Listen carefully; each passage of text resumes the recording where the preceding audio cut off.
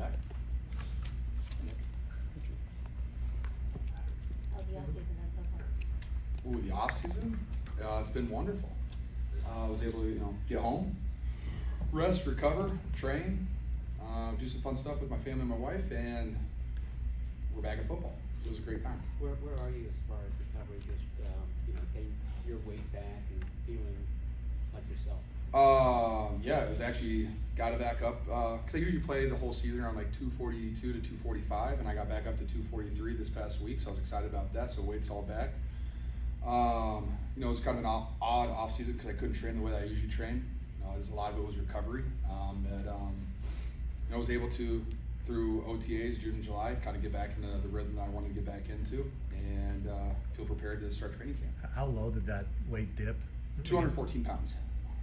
It was really fun. It was awesome. My wife was like, "What are you right now?" I was like, thanks, sweetie. I feel great about myself. So the challenges of going from 214 to 240, is that a lot of forced eating? How tough was eating it? and train. Like I've always said, if I'm not working out, I lose weight pretty fast.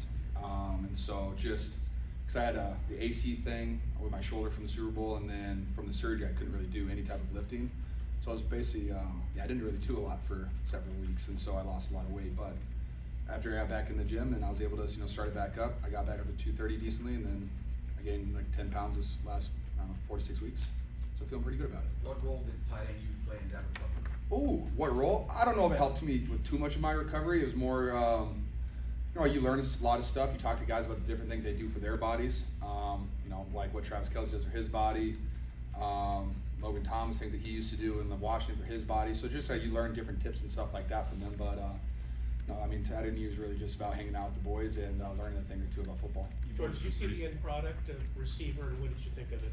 Yes, no, they sent me all my footage, before they cut everything together, so I got to watch just my stuff straight through with my wife, and then once they did the full edit, watch the whole thing through, and then I think my wife's watched it 3-4 times, so I'm a big fan of it. I think they did a really good job of portraying all 5 of us.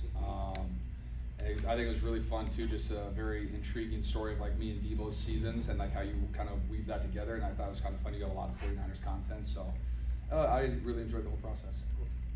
We had that famous quote, George, after the Miami Super Bowl where you said you're going to be back here with a vengeance. Hmm? What was your mindset after this one? After this one? I'd say pretty similar. Losing your second Super Bowl, it's not very fun. It's a horrible feeling because, you have a dream of winning the Super Bowl as a kid, and so that's what you're trying to do is achieve those dreams. And so when you're not able to do that, it's the only thing to do is to go right back at it, because I'm going to year 8 and I'm not the opportunity is completely gone.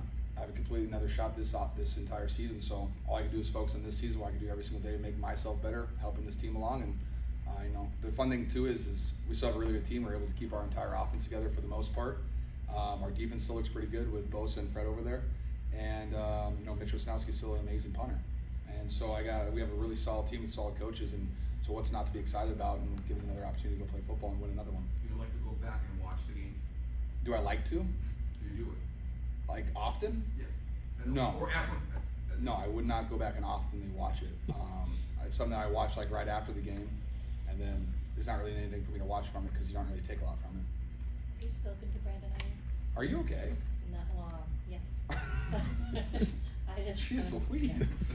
Oh my goodness. Have I spoken to Brandon? Yeah. I have a couple times, yes. Did you give him advice about you've been through the whole situation yourself. Yeah. The only thing, I try my best to not talk to guys to go into contract negotiations, so when I get into positions like this, I don't have to lie to you guys. And so, because I like to keep those conversations between us, but something that I like to tell anybody going through a contract is the same thing that Richard Sherman told me was contracts are like braces. They suck the entire time, and then once you get them off, you forget that you ever had them. But this time, in the case of a contract, you get a big bag of money. So it's just that's what I just try to tell them. It's a horrible process. I hated the entire process when I was going through it. Bosa's last year was awful. He didn't get it done until the first week of the season. So it's it's not fun. But when it gets done, or hopefully when it gets done, you're hey, I get to play football now with my job security and my livelihood all secured. George, everyone's different. Does it help if you're going through that, to have teammates you can talk to? Yeah, especially for me, it was really helpful talking to like Richard Sherman, because like everybody goes through contract negotiations. Some guys go through different ones. Like I don't know if I had much in common with like a quarterback going through his contract negotiation, trying to get like 40 to 50 million. But like when you're on the same ballpark, you know, corners, wide receivers, tight ends, you know, somewhere in there, just like someone who's gone through that and gone through it with that same team, like with the same GM, money guy, you know, whatever it is. It's just kind of nice to be able to have that conversation with them, and it definitely gives you, because there's some things that like might piss you off. In all honesty, like they might say something, they might, you know, when anyone's telling you what you're valued at, it's a tough conversation. And so when you have someone saying, hey, look, like this just they have to say these things, and you just gotta, you know, work through it and like try not to hold on to too much anger, and like be able to forgive and forget at one point. Do a couple more for George. Thanks, man. Last season, Yes, ma'am. around this time, despite Brock Purdy's injury, it kind of seemed like the team had an energy about themselves, where you guys were just certain how far you could take it last season. Do you still feel that same, if you talk to some of the guys, and if you feel that way going into this season, that same amount of high energy, certainty? I definitely feel that way. Like I said, like we brought our entire offense back. You know, we have basically our entire coaching staff back. All the guys that are designing plays and stuff like that, we have a lot of those guys back. I mean, I love Coach Sorensen as our D coordinator, and I've been able to be close to them over the last several years. But yeah, no, I think the energy is definitely there. Our locker room's been pretty empty today because our first thing's not till 1 o'clock, and so it's like really me and Fred Warner, only two in there, are like, all right, football. And so it's just been kind of us two in there, but I just saw Travarius Ward in there, and he's one of my favorite teammates. So, and CMC walked in. He said he's not talking to you guys today, sorry. But besides that, it's the energy's there. I'm excited. I haven't seen any of my coaches. I was gonna go talk to my coaches, but Eric told me to come in here, so I'm in here with you guys instead. But I'll get the energy over there at some point too. But yeah, we're feeling good. I'm excited. What was it like to get Christian's wedding this offseason and get all those guys there? Oh, it's phenomenal.